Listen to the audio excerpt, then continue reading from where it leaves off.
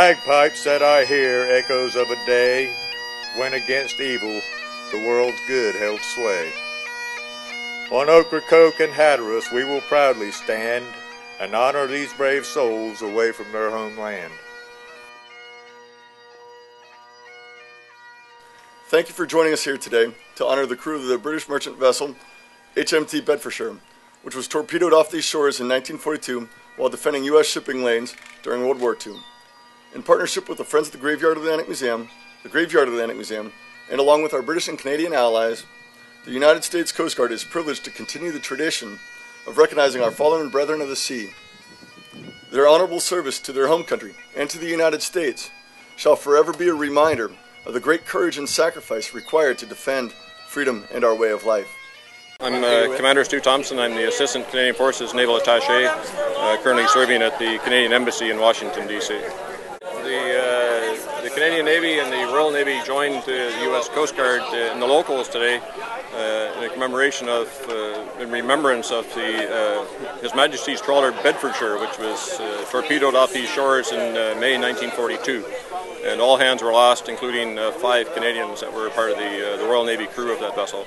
And so we're here to remember and to pay tribute to those lost sailors. Gracious God, creator of wind and wave, of storm and calm, we give you thanks for the blessings of liberty and of freedom as we pause to remember the courage and sacrifice of these sailors that we honor here today. These ceremonies commemorate the lives of those sailors who were lost in the trawler Bedfordshire and the oiler Delfino, which were sunk during the Second World War. It's very important that we commemorate these people because what they achieved during their time and the sacrifice they gave ensured that we maintained our freedom from tyranny from Nazi Germany. It allowed us to maintain the sea lines of communication between the United States and the United Kingdom, and then ultimately take on the Germans in Europe and defeat them after D-Day in 1945.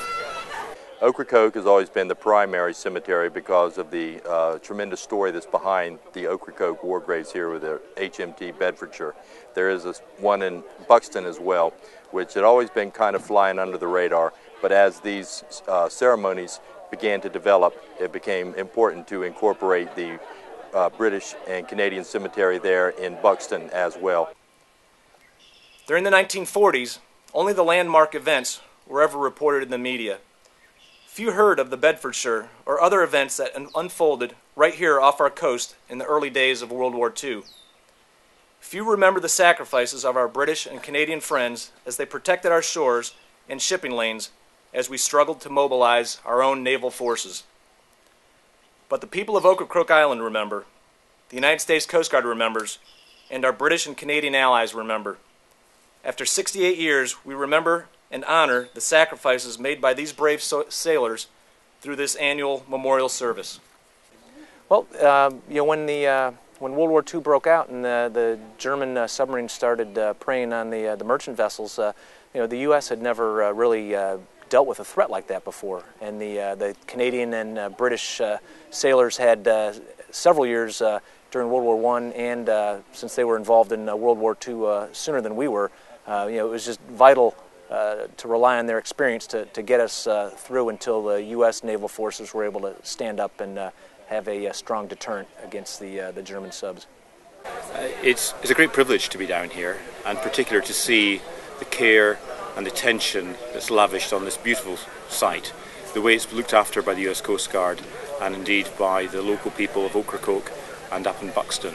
It really is a testament to their passion and their care and their remembrance of those people who died. And certainly as far as the United Kingdom is concerned and the Royal Navy, we're extremely grateful for this.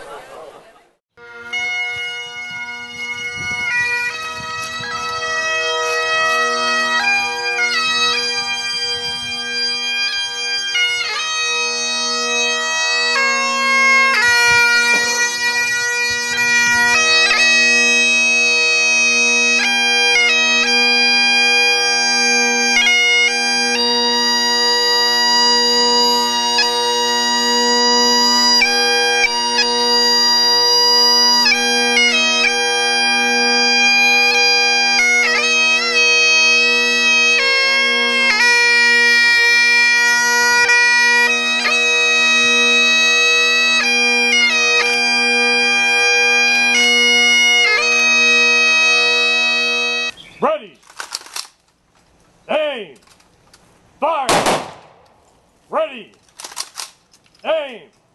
Fire! Ready! Aim! Fire!